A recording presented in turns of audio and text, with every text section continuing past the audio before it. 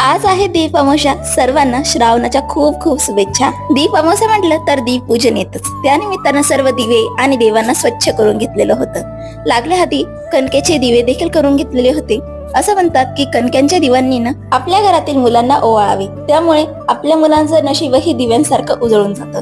आता काय आहे reason I don't know, but सगळे करतात म्हणून मीही केलं. आता यातला तुम्हाला जो चौमुखी दिवा आहे ना, हा दिवा आहे ना पित्रांसाठी असतो. असं म्हणतात या अमावस्येपासून तर सर्व पितृ अमावस्येपर्यंत पित्र आपल्याकडेच राहतात.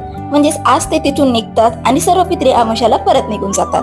असं म्हणतात आज देवपूजा करण्याच्या आधी पित्रांचा दिवा पुजला जातो, म्हणून पहिले पित्रांची पूजा झाली, नंतर देवपूजा झाली.